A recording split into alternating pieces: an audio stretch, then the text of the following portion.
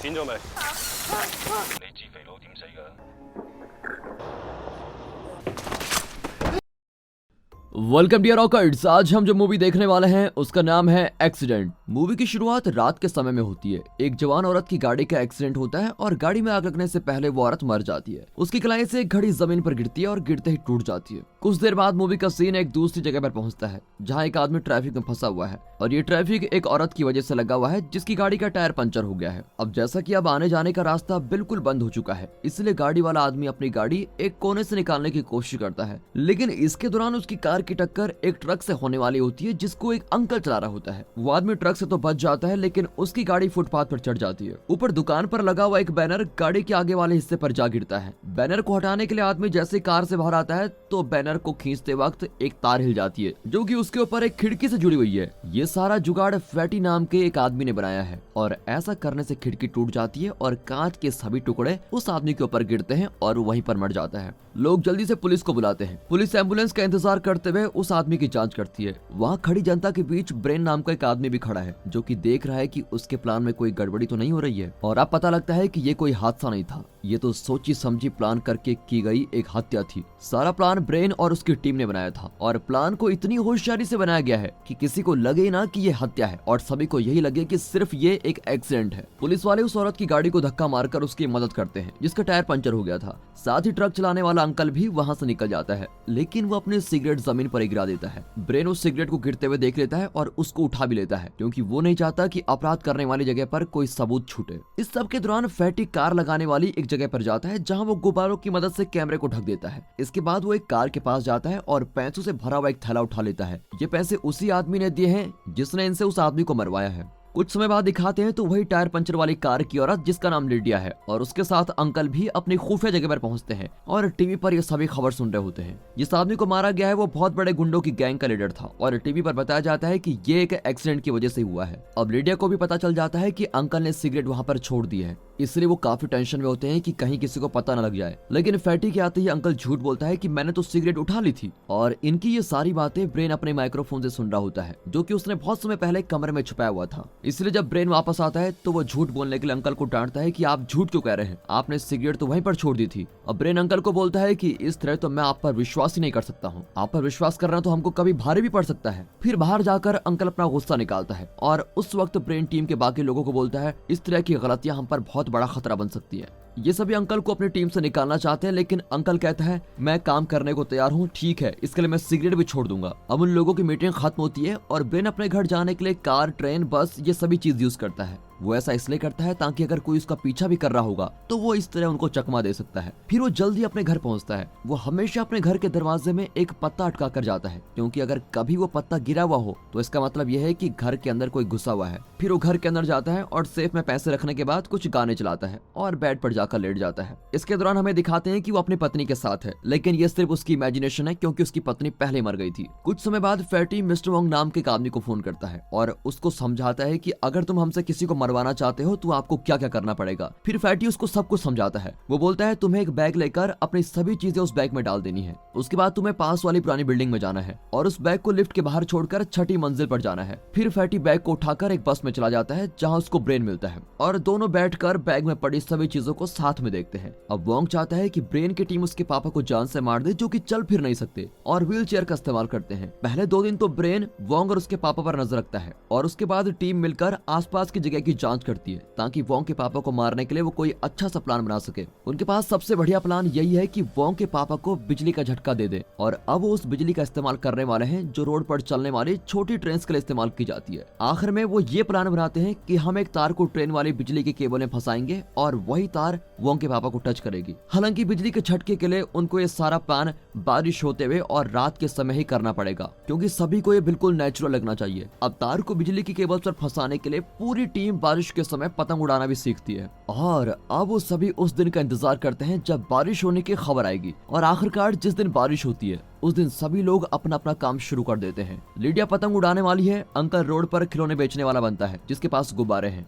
Fatty cycle चलाएगा क्योंकि वो चीजों की डिलीवरी करने वाला आदमी बना हुआ है, लेकिन बदकिस्मती से बारिश ही नहीं होती। वोंग और उसके पापा आराम से रास्ता पार कर लेते हैं, इसलिए इस टीम को अब अपना प्लान कभी और एग्जीक्यूट करना पड़ेगा। लेकिन उनकी किस्मत तो देखिए, जैसे वो मिशन को अबॉर्ट करते हैं तभी बारिश हो जाती है। बारिश भी मजाक कर रही होती है। उसके बाद भी वो काफी बार वोंग के पापा को मारने की कोशिश करते हैं, लेकिन बार बार बारिश टाइम पर ही नहीं आती। एक रात इंतजार करते हुए लिडी और फैटी देखते हैं कि अंकल ने तो दोबारा सिगरेट पीना शुरू कर दिया है, जबकि उन्होंने वादा किया था कि वो सिगरेट नहीं पीएंगे। वो अंकल को डांटते हैं कि आपने कुछ दिन पहले तो बोला था कि मैं कभी सिगरेट नहीं पीऊंगा, लेकिन फिर पता चलता है कि अपनी बीमारी की वजह से अंकल अपना वादा ही भूल चुके हैं, उनको भूलने की बीमारी लग गई है। फिर औरत और फैटी बोलते हैं कि हमें आज का मिशन कैंसिल कर देना चाहिए क्योंकि अंकल की तबीयत बहुत खराब लग रही है। लेकिन तभी वहाँ पर बारिश शुरू हो जाती है और जिस चीज का वो सभी इतने लंबे समय से इंतजार कर रहे थे, आखिरकार आज वो हो ही गई। वो इस मौके को हाथ से जाने नहीं देना चाहते और साथ ही अंकल भी बोल देता है कि बच्चों मेरी तबीयत बिल्कुल सही है। इसलिए ब्रेन भी बोल देता है कि प्लान के मुताबिक ही काम करो, अंकल बिल्कुल ठीक है। सबसे पहले तो लिडिया पतंग की मदद से तार को बिजली वाली केबल से उलझा देती है। इसके बाद अंकल का काम ये था कि वो गुब्बारों से सिक्योरिटी कैमरास को ढक दे, लेकिन अब क्योंकि अंकल को भूलने की बीमारी लग गई है, इसलिए अंकल ऐसा करना भूल जाता है। ब्रेन फैटी को बोलता है अभी अंधेरा है और साथ ही बारिश भी हो रही है और हमें थोड़ा बहुत जोखिम तो उठाना ही पड़ेगा, अंकल को रहने दो। इसलिए ब्रेन की बात मानकर फैटी अपनी साइकिल चलाते हुए वोंग के पास से गुजरता है ताकि वोंग साइकिल के साथ टकराकर नीचे गिर जाए। ऐसा होने से वोंग के हाथ से उसके पापा की कुर्सी छूट जाती है और उसका बूढ़ा पापा ट्रेन की पटरी पर पहुंच जाता है, जहां पतंग की तार उसको छू जाती है और बूढ़े आदमी को झटका लगता है। इसके बाद ब्रेन अंकल को देखने जा रहा होता है, लेकिन जल्दबाजी में वो किसी और अजनबी से टकरा जाता है। वो गलती से रोड पर पहुंचता है और उसका ध्यान इस बात पर नहीं जाता कि उसके पीछे से बस बहुत तेजी से आ रही है। अब ब्रेन को बस की टक्कर से बचाने के लिए बस का ड्राइवर बस को ही घुमा देता है, लेकिन ऐसा करने से फैटी बस के सामने आ जाता है और इसके बाद बस एक कार से टकरा जाती है। ब्रेन जल्दी से फैटी को देखने जाता है और फैटी अपनी आखिरी सांस में कहता है क्या तुमको कोई एक्सीडेंट लगता है या फिर कोई सोची समझी चाल थी। लेकिन ब्रेन कुछ नहीं बोल पाता और बिना समय बर्बाद किए वो वहां से फैटी की सभी चीजें अपने साथ लेके चला जाता है। जब ब्रेन वापस अपने घर पहुंचता है तो वो देखता है कि दरवाजे में अटकाया पत्ता जमीन पर गिरा पड़ा है, जिसका मतलब साफ है कि उसके घर में कोई न कोई जरूर घुस गया है। हालांकि वहाँ पर पुलिस आई हुई है क्योंकि पड़ोस के आदमी ने खुला दरवाजा देखकर खुद पुलिस को इन्फॉर्म किया था। घर की हालत बहुत बुरी हो रखी है, साथ ही ब्रेन का सारा पैसा भी चोरी हो गया है। लेकिन ब्रेन एक चीज को देखकर खुश है कि उसकी पत्नी की टूटी हुई घड़ी अभी भी सही सलामत रखी हुई है। जाने से पहले पुलिस वाले बताते हैं कि बिल्डिंग के और भी घरों में चोरी हुई है, लेकिन ब्रेन को पूरा विश्वास है कि ये कोई हादसा नहीं है, कोई उसकी पूरी टीम को मारने की कोशिश कर रहा है। ब्रेन इस बारे में अब काफी ज्यादा सोचता है और वो अपने फोन के सिम को भी निकाल देता है ताकि कोई उसका पीछा न करे। लिडिया ब्रेन को काफी बार फोन करती है, लेकिन फोन तो अब लगेगा नहीं। इसके बाद ब्रेन किसी और घर में जाकर रहने लगता है, जो कि उसने ऐसे ही किसी इमरजेंसी के लिए बनाया था। टीवी पर दिखाते हैं कि बस की टक्कर एक एक्सीडेंट था और बस का ड्राइवर अभी भी बेहोश पड़ा हुआ है। अगले दिन एक खाली बिल्डिंग से ब्रेन आसपास नजर रखने लगता है। उसको अंकल देखते हैं जो अभी भी वहाँ पर गुब्बारे लेकर बैठे हुए हैं। अंकल को ये भी नहीं पता कि वोंग के पापा की हत्या हो गई है, इसलिए वो अभी भी खिलौने बेच रहा है। अब वोंग को दिखाते हैं तो वो एक इंश्योरेंस कंपनी में जाता है और चैन नाम के एक एजेंट से मिलता है। दोनों के बीच किसी बात को लेकर काफी ज्यादा बहस भी होती है, जिसकी वजह से वोंग रोने भी लगता है और चैन भी गंभीर दिखते हुए किसी को फोन करता है। इसके बाद ब्रेन किसी छोटी सी जगह में दोपहर का खाना खाने के लिए जाता है। तभी वहाँ पर उसकी टीम से लिडिया आती है। वो बोलती है मुझे बहुत चिंता हो रही है, लेकिन ब्रेन उससे बात करने से मना कर देता है और उसके कुछ ज्यादा बोलने से पहले ही बाहर चला जाता है। शाम के समय दिखाते हैं तो ब्रेन अंकल से मिलने जाता है, जो कि आजकल बहुत दवाइयां ले रहा है। वो अंकल को बताता है कि हमारा प्लान खराब हो चुका है, लेकिन लगता है कि अंकल तो ब्रेन को भी भूल गए हैं। अगले सुबह ब्रेन अंकल को अपने घर लेके जाता है और अंकल को बार बार दवाई खाने से मना भी करता है। अंकल बोलता है मुझे कुछ समझ में नहीं आ रहा कि कब से मैं चीजों को इतना ज्यादा भूलने लगा हूँ और मुझे नहीं पता कि मेरी तबीयत कितनी ज्यादा खराब हो चुकी है। लेकिन फिर अंकल को धीरे धीरे याद आने लगता है और अंकल ब्रेन को कहते हैं कि हाँ ब्रेन, मुझे तुम अच्छे से याद हो और ये भी याद है कि कैसे तुम्हारी बीवी एक कार एक्सीडेंट में मारी गई थी। अंकल की बात सुनकर ब्रेन थोड़ा स्ट्रेंज बिहेव करता है, क्योंकि अभी तक ब्रेन यही मानता आया है जिस कार एक्सीडेंट में मेरी बीबी मारी गई थी वो कोई हादसा नहीं था, वो मुझे मारने के लिए एक प्लान बनाया गया था। और अब अंकल को सुरक्षित रखने और साथ ही व्यस्त रखने के लिए ब्रेन अंकल को एक नया काम देता है और कहता है कि अंकल आप इस घर में रहना और खिड़की से नजर बनाए रखना कि नीचे क्या क्या चल रहा है। इसके बाद ब्रेन चैन का सभी जगह पीछे करने लगता है। ब्रेन को अब चैन पर शक होता है। जब चैन बस में बैठा होता है तो वो बोलता है हमारा काम पूरा हो चुका है। घर पर चैन हमेशा अपने नॉर्मल तरीके से रहता है, लेकिन उस पर नजर रखते हुए ब्रेन का ध्यान एक बोर्ड पर जाता है और उस बोर्ड पर लिखा हुआ है कि चैन के नीचे वाली मंजिल का घर किराए के लिए उपलब्ध है। अगले दिन ब्रेन अपना हुलिया बदलकर खाली पड़े उस घर को किराए पर ले लेता है। वो घर के अंदर कुछ शीशा लगाता है जिसकी वजह से वो चैन के घर के दरवाजे पर नजर बनाए रख सके। इसके बाद वो छुपके से चैन के घर में जाता है ताकि चैन के बारे में और जानकारी ले सके।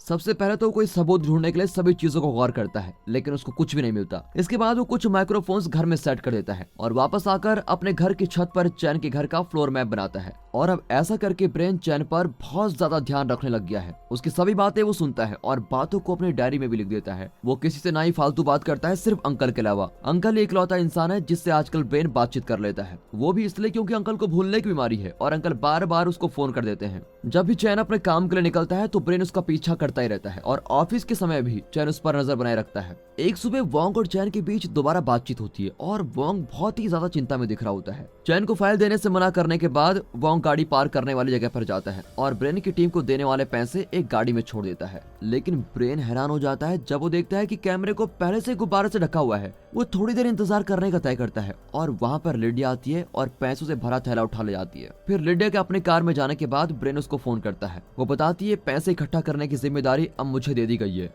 फैटी ने मुझे इस बारे में पहले ही अच्छे से समझा दिया था। लेकिन ब्रेन इस बात का विश्वास करने को तैयार नहीं होता और बोलता है कि फैटी तुम्हें कभी कुछ नहीं बताता क्योंकि हम दोनों के बीच डील हुई थी। तुमने जरूर फैटी का पीछा किया होगा और वहाँ से सारी इन्फॉर्मेशन निकाली होगी और मुझे तो लगता है कि तुम ही फैटी की मौत के पीछे हो। वो पूछता है कि बस क्रैश में किसका हाथ था, मुझे सच सच बता दो। जिसके जवाब में लिडिया बोलती है, अरे तुम तो बिल्कुल पागल ही हो गए हो, मेरी बात मानो, वो सच में एक एक्सीडेंट था। लेकिन ब्रेन उसकी बात ही नहीं सुनता और उसको जान से मारने का तय करता है। फिर ब्रेन आग बुझाने वाले उस पाइप का बटन दबाता है। पानी के बहाव से उसका नल गिरता है और सीधे लिडिया के सर पर जोर से लगता है। फिर आराम से अपनी उंगलियों के निशान साफ करने के बाद ब्रेन देखता है कि लिडिया तो सच में मर गई है। इसके बाद पैसों वाला थैला वो अपने साथ लेके जाता है। अब बिल्डिंग से बाहर जाते हुए वो देखता है कि वोंग ऊपर से जमीन पर गिर गया है और तभी मर जाता है। अब तो ब्रेन चैन पर और भी ज्यादा शक करने लगा है क्योंकि उसको लगता है कि वोंग को भी चैन नहीं मारा है। अब ब्रेन उसकी हर बात सुनने की कोशिश करता है और उसके कदम कदम पर नजर बनाए रखा है। एक शाम वो सुनता है कि चैन किसी को बोल रहा है, ओल्ड अंकल। वो आदमी किसी बिल्डिंग की दूसरी मंजिल से नीचे गिर गया था। अब रात के समय दिखाते हैं तो चैन और उसकी गर्लफ्रेंड बेड पर सोते हैं। ब्रेन को उनकी बातें सुननी पड़ती है और ये देखकर ब्रेन को अपनी पत्नी की याद आ जाती है। कुछ और दिनों बाद ब्रेन सुनता है कि चैन वोंग के बारे में अपनी माँ से बात कर रहा है। अब ब्रेन को पता लगता है कि वोंग अपनी जान देने से पहले चैन से मिला था ताकि अपने पापा के मरने का सर्टिफिकेट वो चैन को दे सके। लेकिन उस समय वोंग थोड़ा अजीब व्यवहार कर रहा था क्योंकि वो बार बार सॉरी बोल रहा था। चैन अपनी माँ को कॉल पर बताता है कि किसी आदमी ने वोंग को छत पर जाते हुए देखा था। मुझे बहुत बुरा लग रहा है कि मैं उसकी मदद नहीं कर पाया, मुझे वोंग को रोकना चाहिए था। कुछ दिन और गुजर जाते हैं और ज्यादा कुछ खास नहीं होता। अब दिन के समय उसे अंकल का फोन आता है जिसमें अंकल उससे मदद मांग रहा होता है। ब्रेन जल्दी से उसको देखने के लिए जाता है लेकिन जब तक वो वहाँ पर पहुँचता है तो वो बहुत लेट हो जाता है। अंकल ऊपर कहीं से गिरकर नीचे पड़े हुए हैं और उनसे बहुत खून बह रहा होता है लेकिन वो अभी भी जिंदा है। वहाँ पुलिस वाले एक खुली खिड़की की जांच कर रहे होते हैं। ब्रेन को चैन की बात याद आती है जब वो किसी से ओल्ड अंकल और दूसरी मंजिल से नीचे गिरने वाली बात बोल रहा था। तो अब ब्रेन को विश्वास हो ही जाता है कि इन सब चीजों के पीछे चैन का ही हाथ है। वो वापस अपने घर जाता है और चैन की रिकॉर्डिंग से उसने जितने भी नोट्स बनाए होते हैं उन सभी को दीवार पर चिपकाता है। फिर उन सभी चीजों को बारीकी से समझने की कोशिश करता है। कुछ दिनों बाद दिखाते हैं तो चैन ब्रेन के घर का दरवाजा खटखटाता है। वो दरवाजे वाले छेद से चैन को देखता है और तय करता है कि मैं दरवाजा नहीं खोलूंगा तो चैन यहाँ से थोड़ी देर में चला जाएगा। इसके बाद वो ऊपर से आने वाली आवाजों को ध्यान से सुनता है। वो इस चीज में इतना मशरूफ हो जाता है कि उसका ध्यान ही नहीं जाता कि बाहर दरवाजे पर घर का मालिक आ रखा है। वो तो लगभग घर के अंदर घुसने वाला होता है। वो ब्रेन को कहता है कि तुम्हें जल्दी घर को खाली करना होगा। ब्रेन भी कहता है कि मैं जल्दी घर को खाली कर लूंगा लेकिन उससे पहले मुझे दीवारों पर लिखी सारी चीजें साफ करनी है, मुझे कुछ और दिनों का टाइम चाहिए। इसके बाद वो घर के मालिक पर नजर रखता है और देखता है कि चैन किसी जरूरी चीज के बारे में उससे बात कर रहा है। इसके बाद ब्रेन देखता है कि लोग उसकी खिड़की से अंदर झांक रहे हैं और ऊपर चैन के घर में लगाए हुए माइक्रोफोन से भी आवाज आती है जिसमें बोला जा रहा होता है, ये देखो हमें एक और मिल गया। और फिर सभी माइक्रोफोन्स निकाले जाते हैं। ब्रेन डर जाता है कि अब तो मैं पकड़े जाने वाला हूँ, इसलिए वो घर से भाग जाता है और बाहर जाते हुए वो चैन से टकरा जाता है। लेकिन चैन तो उसको पहचानता नहीं और वो सॉरी बोलकर चला जाता है। लेकिन ब्रेन अभी भी बदले की आग में घूम रहा है और चैन को मारने के लिए एक प्लान बनाता है। उसका प्लान यह है कि वो सनरेज को रिफ्लेक्शन के जरिए कार ड्राइवर की आंखों में डालेगा जिससे वो कार चलाने वाला आदमी अपनी गाड़ी चैन के ऊपर चढ़ा देगा। हालांकि अपने प्लान की तैयारी करते हुए ब्रेन को अंकल का फोन आता है। वो कहते हैं कि बेटा मैंने बहुत सारी दवाइयां खा ली थी और मैं होश में नहीं था इसलिए खिड़की से कूद गया था। तभी टीवी पर उस बस ड्राइवर का इंटरव्यू लिया जाता है जिसने फैटी को ठोका था और आखिरकार वो अपने होश में आ गया है और सभी को बताता है कि एक्सीडेंट कैसे हुआ था। पता लगता है कि यह सच में एक हादसा ही था, किसी ने इसको प्लान नहीं किया था। यह हादसा अंकल की वजह से हुआ था क्योंकि जब अंकल खिलौने बेचने वाला बना था तब उसने कुछ बॉल से गिरा दिए थे और इस समय चैन का कोई हाथ नहीं है। और वोंग ने अपनी जान इसलिए दी क्योंकि अपने पापा को मरवाने जैसे बड़े अपराध के लिए वो बहुत ही ज्यादा शर्मिंदा हो गया था। और अब ब्रेन को भी लगता है कि मैं गलत था और चैन सही है और ब्रेन की किस्मत भी सही होती है। तभी सूर्य ग्रहण लग जाता है और सूरज की रोशनी बहुत कम हो जाती है और चैन का एक्सीडेंट होने से बच जाता है। हालांकि जब सूरज दोबारा बाहर आता है तो किसी दूसरी कार पर रोशनी पड़ती है और ब्रेन भागते हुए चैन को रोकने के लिए जाता है। चैन ब्रेन को भी पहचान लेता है, लेकिन ब्रेन सूरज की रोशनी को उस गाड़ी पर टकराने से नहीं रोक पाता और वो चैन को तो बचा लेता है, लेकिन वो गाड़ी चैन की पत्नी को जान से मार डालती है। कुछ समय बाद ब्रेन अपने घर की साफ सफाई करता है ताकि वो घर खाली कर सके। घर से बाहर जाते हुए ब्रेन को चैन मिलता है और वो ब्रेन पर चाकू मार डालता है और पूछता है, तुमने मेरे साथ ऐसा क्यों किया? ब्रेन कुछ नहीं कहता और खिड़की से बाहर देखते हुए मर जाता है और सोचता है कि आखिरकार मैं अपनी मरी हुई पत्नी से मिलने वाला हूँ। और दोस्तों, इसी के साथ ये मूवी यहाँ पर खत्म होती है। दोस्तों, पता नहीं डायरेक्टर ने इस मूवी को क्यों बनाया, लेकिन आपको इस मूवी को देखकर क्या लगता है कमेंट करके जरूर बताइएगा।